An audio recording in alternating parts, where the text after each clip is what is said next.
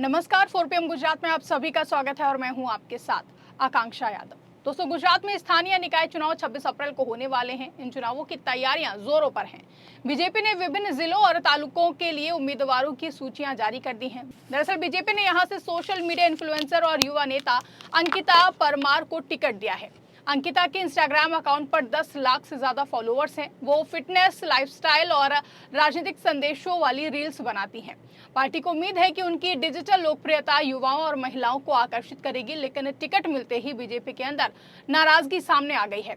पुरानी जमीनी कार्यकर्ता नैना परमार ने खुलेआम विरोध किया है और निर्दलीय चुनाव लड़ने की घोषणा कर दी है और उन्होंने कहा है कि रील की बजाय रियलिटी को महत्व दिया जाना चाहिए।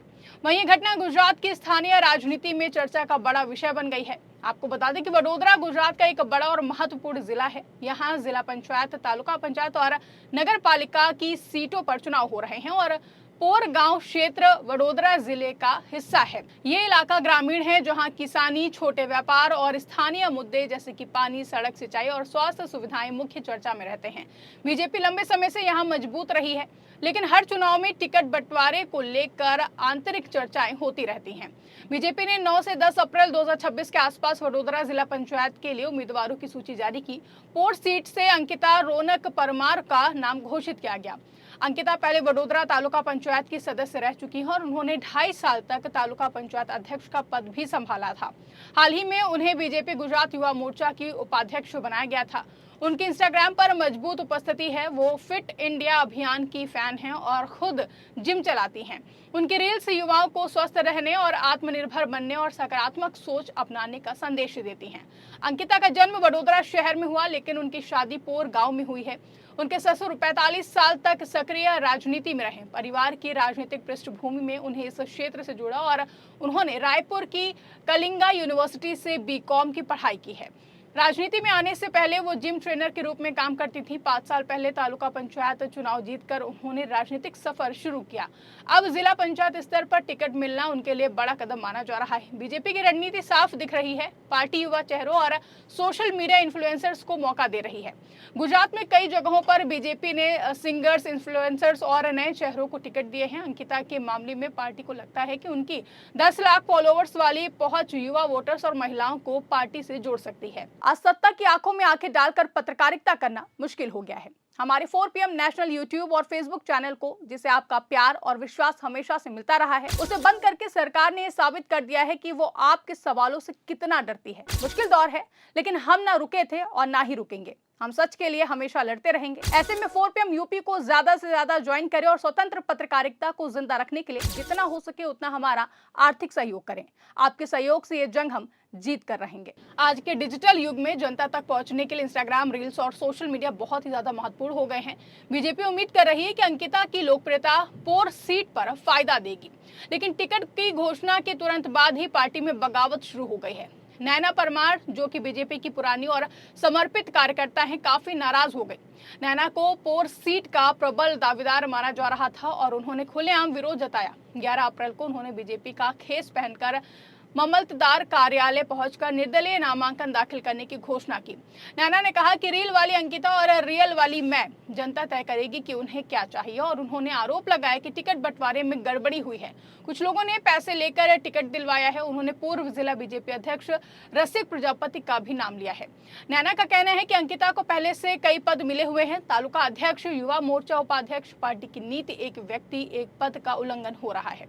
नैना परमार की बगावत बीजेपी के लिए सिरदर्द बन गई है। अगर वोट बंटते हैं तो पारंपरिक बीजेपी वोट बैंक में सेंध लग सकती है।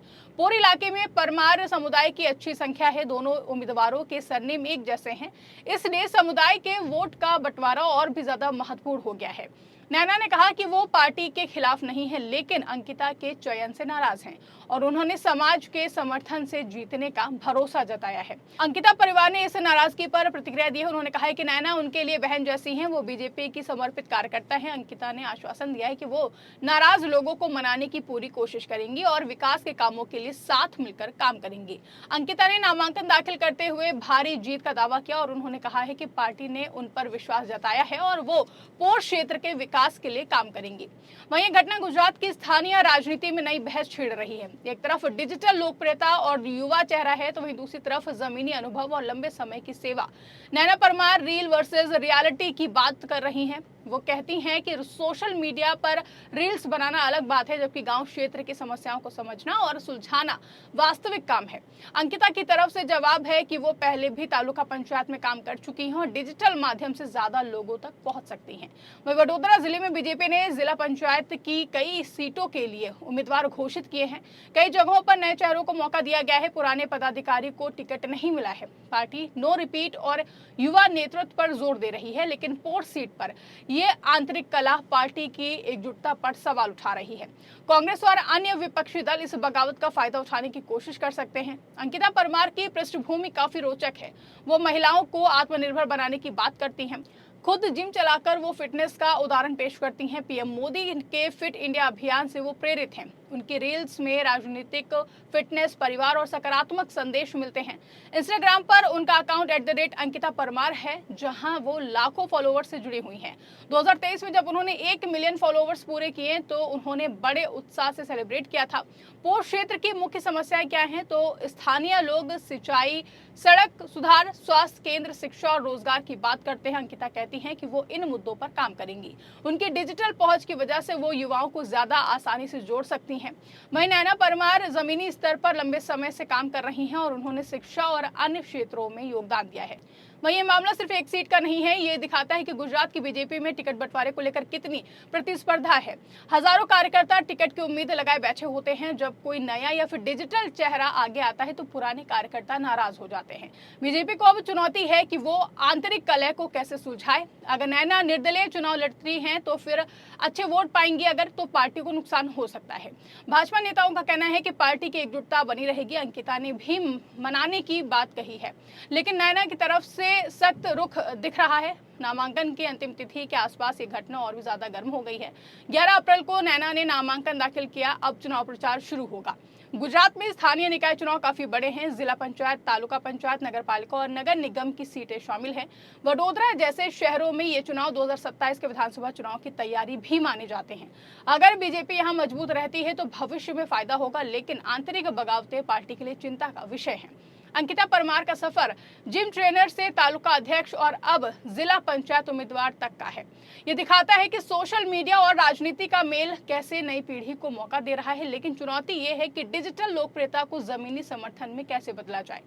नैना परमार की बगावत कई कार्यकर्ताओं की भावना को प्रतिबिंबित करती है। वो कह रही हैं कि लंबे समय की सेवा को नजरअंदाज नहीं किया जाना चाहिए। पार्टी को संतुलन बनाना होगा, नए चेहरों को मौका भी देना है और पुराने कार्यकर्ताओं को भी संभालना है। वहीं ये घटना गुजरात की बदलती राजनीति का उदाहरण है, जहां पहले सिर्फ जमीनी काम महत्वपूर्ण था, अब सोशल मीडिया पर भी बड़ा फैक्टर बन गया है। बीजेपी ने कई जगहों पर ऐसे इन्फ्लुएंसर्स को मौका दिया है। सूरत में भी आम आदमी पार्टी ने इन्फ्लुएंसर्स को टिकट दिया है। ये ट्रेंड बढ़ रहा है। वहीं अब देखना होगा कि 26 अप्रैल को वोटिंग के दिन क्या होता है। अंकिता की रील वाली लोकप्रियता जनता के वोट में कितना बदलाव लाती है, या फिर नैना की रियलिटी वाली अपील काम करती है। जनता अंतिम फैसला करेगी। वहीं इस खबर पर आपकी क्या राय है, कमेंट करके हमें जरूर बताइएगा। फिलहाल के लिए इस खबर में बस इतना ही। ऐसी तमाम बड़ी और राजनीतिक खबरों के लिए आप बने रहिए और देखते रहिए 4 PM गुजरात। धन्यवाद।